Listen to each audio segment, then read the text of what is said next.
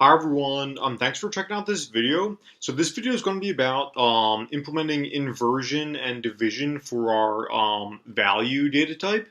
And okay, so first of all, this is the code we have so far. So if you guys don't already have this, just make sure you have this in the beginning so that we can use these functions.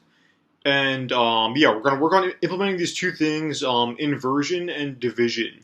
And it's going to be yeah, pretty easy. Nothing too complicated in this video. Yeah, again, like I've been saying, we already kind of did the hard part.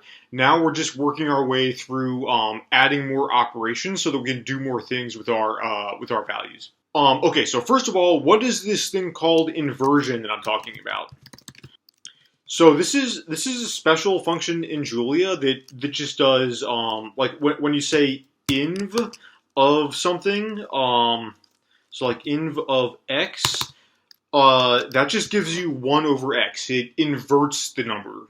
So that's another way of writing that is x to the -1, right? So if we just say x, and this is just a regular number, not a value, just a regular number. So if we just say like x equals 2, then inversion of x is 1 over 2 or 0.5, right? So yeah, pretty simple, right?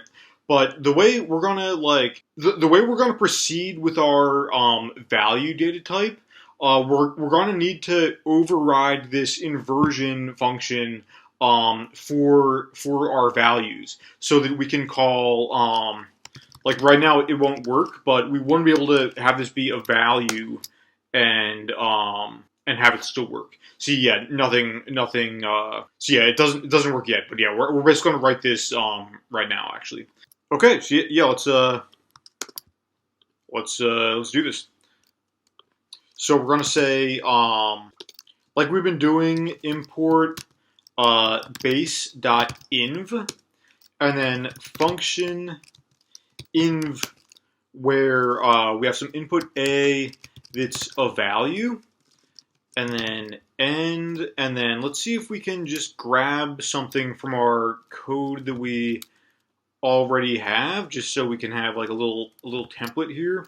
So remember, we need a new value called result that we're going to return, and to define this result, we need out, which is the result.data, and then the result.grad is just 0.0, and then we need an operation object that tells us the operation as well as the operand. And in this case, it's only going to be one operand because we don't have a second operand. But yeah, so yeah, out is just going to be 1 divided by a dot data, right? Because that's just the definition of what we're doing here. That's just what we're doing. Just a 1 over whatever number we're talking about. Okay, and then the next line. So yes, that means we're good for out. The grad is just a placeholder, and then the operation, we just want to record that we did an inversion. So we're just going to say inv here. And then this time we only have one operand. The only operand is A. There's no B operand here. But we're just going to still leave it like a tuple just to keep the format kind of consistent. Yeah, still leaving it like a tuple. But yeah, just A here. Okay. So yeah, I think that should have worked okay. So now we should be able to do this, and yeah, it works. But now we need also the backward pass, right? So we need we need a backprop function that will be able to handle a value that was created from an inversion operation. Okay, so let's grab our backprop template. Let's grab this one, and we're just gonna continue like kind of modifying it. So yeah, hopefully you guys are kind of getting used to this. This whole heading at the top is just saying like, okay, like currently the heading is saying this is what to do if you are passed in a value that was created from a multiplication operation. So we're just going to change this to be inv for an inversion. So now it says, okay, this is what backprop is going to do if it is passed in a value called a val that was created from an inversion operation. So basically val here is the inversion of A, right? And then we don't have any B here, so we're only updating A.grad. Okay, so we're gonna be modifying. We actually only need one. We only need, because there's only one.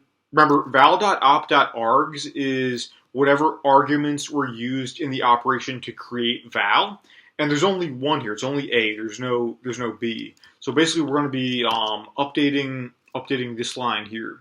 Okay, so let's talk about the derivative for a second. So let's just go back to our classic easy example. So like we said, if we have y equals, I'll make this a comment just so we can know that this is kind of just a note.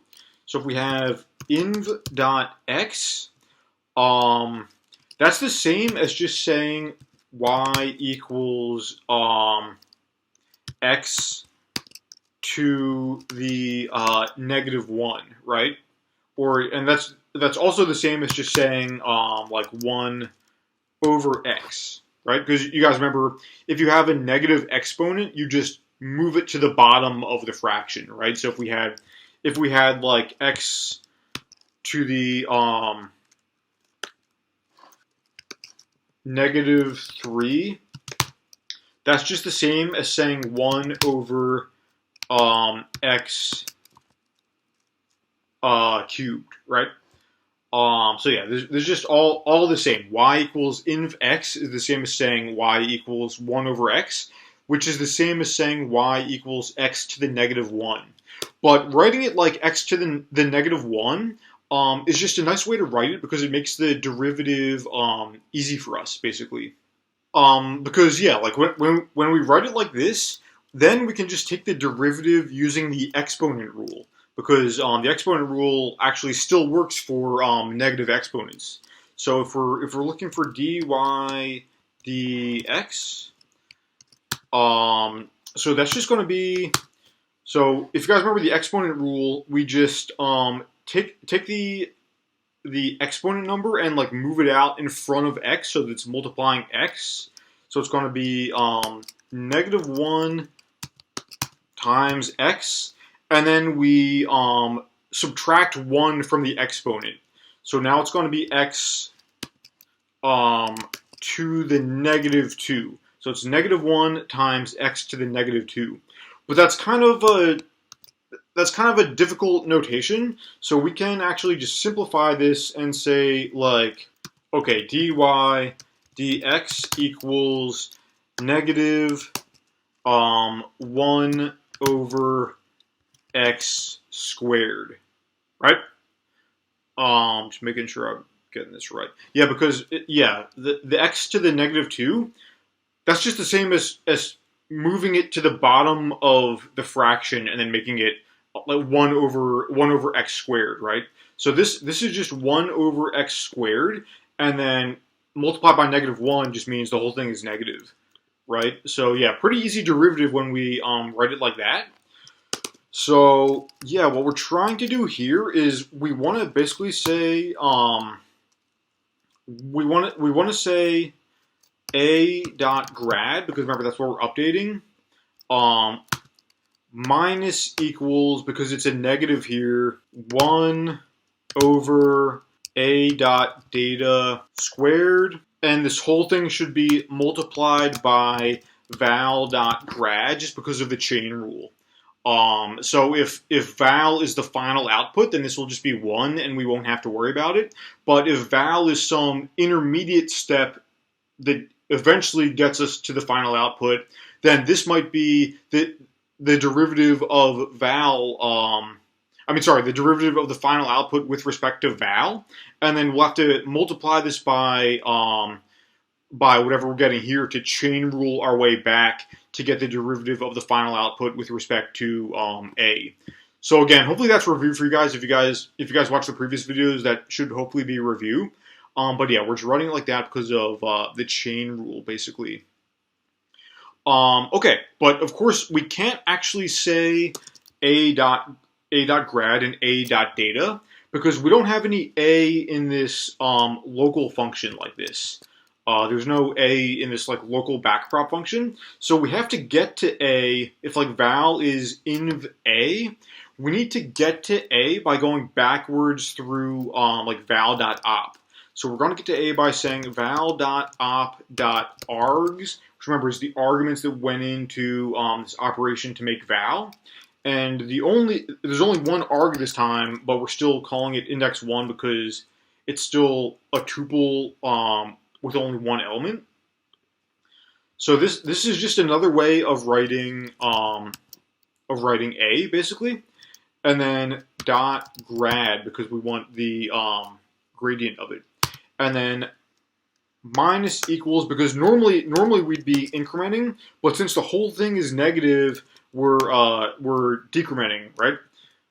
So just subtracting whatever we get here because the whole thing is negative. Okay, and then we have 1.0 divided by and then we need a.data, but remember we can't say a, so we have to say this thing again, val.op.args, and then the first of those arguments dot data squared, right?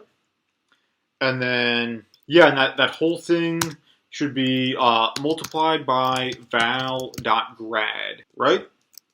Yeah, right. Okay, I think that's right, but let's test it out just to make sure. Okay, yeah, test this out just to make sure. Okay, save it so that we have it. Yeah, we can just do the same example. Say x equals value 2, y equals inv x, backward y, and then x dot grad. Print this out. See if I can do some like high school calculus in my head here. So this is dy dx, which, like we said, is negative 1 over x squared, which is negative 1/4. Should be negative 0.25, right? Yeah, right? Okay. Yeah, we're good. Okay, so that was the hard part of this video, the inversion, because we had to write a backward pass for it. Division is going to be easy here, because you guys remember a couple of videos ago, or wait, actually, I think it was last video, right? Wasn't it? Yeah, it was last video. I showed you guys how we could implement subtraction in a clever way so that subtraction was just like rewriting a minus b, just rewriting that as a plus negative b, and then negative b was just b times negative 1. So we rewrote subtraction in a way that just did the subtraction by rewriting it as operations that we already had. And then we didn't have to do any new backward pass for subtraction, because when you do the backward pass for subtraction, you're just doing the backward pass for addition and multiplication, really, because we rewrote all of subtraction in terms of addition and multiplication. So now that we've done this inv function, we can do the same thing for division, really. So now division is going to be super easy because we can just say, okay, import base division symbol function division for a, which is a value, and b, which is a value, and then return a times inv b, right? So this is just saying that if you have a divided by b, that just equals a times be to the -1, right? So that looks like a more complicated way to write it, but really when we're writing it this way, we're just writing it in terms of multiplication and inversion. So we're just writing it in terms of operations that we already have. And then this way we don't need to write a new backward pass for it because we already have the multiplication and inversion backward passes. So yeah, we don't need any new backward pass for division now.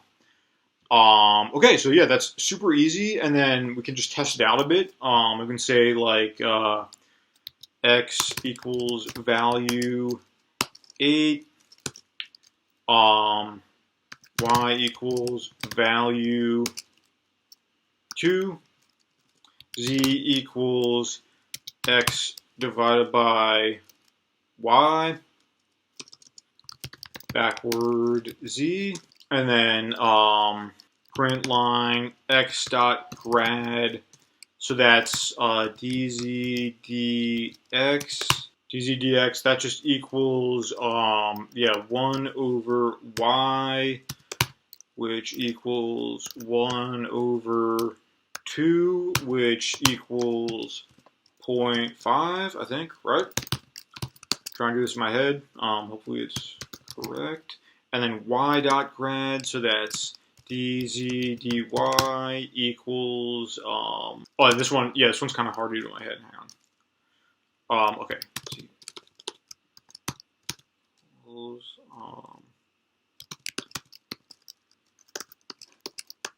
Sorry guys, I'm just it's hard to do this in my head under pressure. Okay, negative x times y, negative 2, negative x over y squared equals negative 8 divided by 4 equals negative 2. Okay, sorry guys. Yeah, I'm not that good at like the mental math here, but okay. Hopefully this is even right. I don't even know if this is going to be right or not, but yeah. Okay, let's see. Okay, looks like it worked, and yeah, 0.5, 0.5, negative 2, negative 2. Yeah, looks like we're good. Okay, so that's it for this lesson. Hopefully this is all making sense. Yeah, next lesson I think we're just going to be adding another operation. I think just again, kind of building out our value type to make it more useful for all these different operations. And then pretty soon we're going to start actually getting to the tensors and actually getting to the real neural networks. But yeah, we're building out this value class because I'm teaching the concepts here with the values because they're just easier to understand than when we get to tensors. When we get to tensors, we're going to be doing a lot of the same kind of logic here, but it's going to be harder to understand at an intuitive level because it's going to be a lot of like matrix operations and stuff. So it's going to be a little bit harder to grasp intuitively. So I want to like give us like a solid intuitive understanding of the logic of what's happening using this value type first before we get to the actual tensors. But okay, thanks for watching, and yeah, see you guys next time.